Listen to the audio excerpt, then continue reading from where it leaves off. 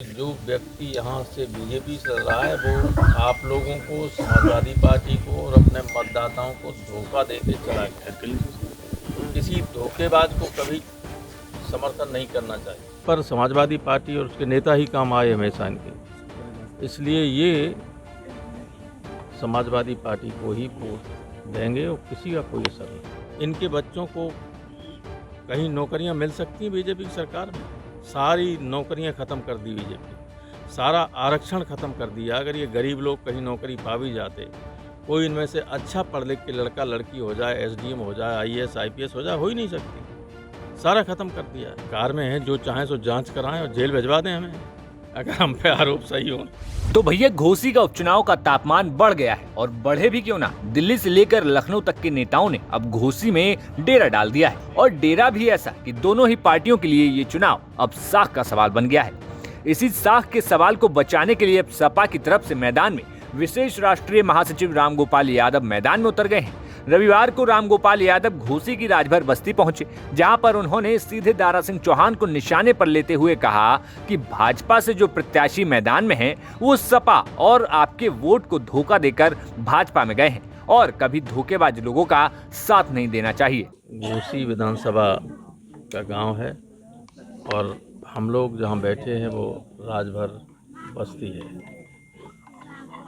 इस बस्ती में समाजवादी पार्टी के समर्थन के लिए, सुधाकर सिंह के लिए साइकिल पर वोट मांगने के लिए हम लोग यहाँ आए हुए हैं। इन लोगों ने भरोसा दिलाया, पहले भी इन्होंने साइकिल पर वोट दिया था, फिर साइकिल पर वोट देंगे।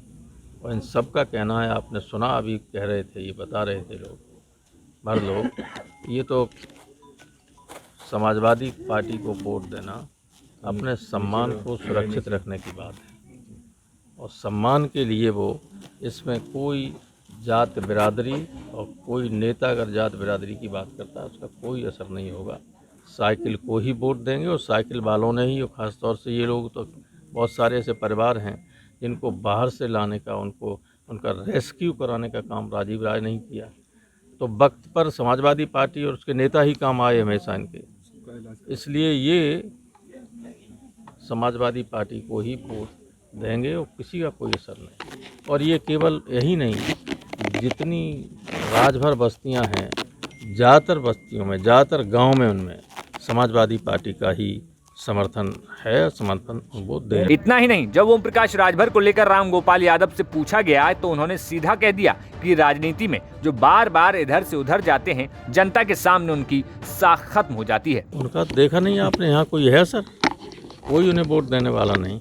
देखिए, ऐसा होता है, चाहे आदमी व्यापार करता हो, चाहे समाज में रहता हो, चाहे राजनीति करता हो, जब किसी की साख खत्म हो जाती है तो कोई उस पर यकीन नहीं करता है। तो ये लोग जो हम लोगों के सामने हैं, अभी आगे कह रहे हैं कि ये हमारी और अखिलेश के बीच लड़ाई है, कोई दारा सिंह और उनकी नहीं है। इनकी साख नहीं है, चाहे दारा सिंह हों, चाहे ओम प्रकाश हों, they have lost the confidence of the people. बार बार इधर से उधर जाने से इन्होंने जनता का विश्वास खो दिया है, और जो जनता का विश्वास खो देता है, जनता उस पर भरोसा क्यों करेगी? जात बिरादरी वहाँ काम करती नहीं ना, नारा उसका काम करता है। इनके बच्चों को कहीं नौकरियाँ मिल सकती हैं बीजेपी की सरकार में?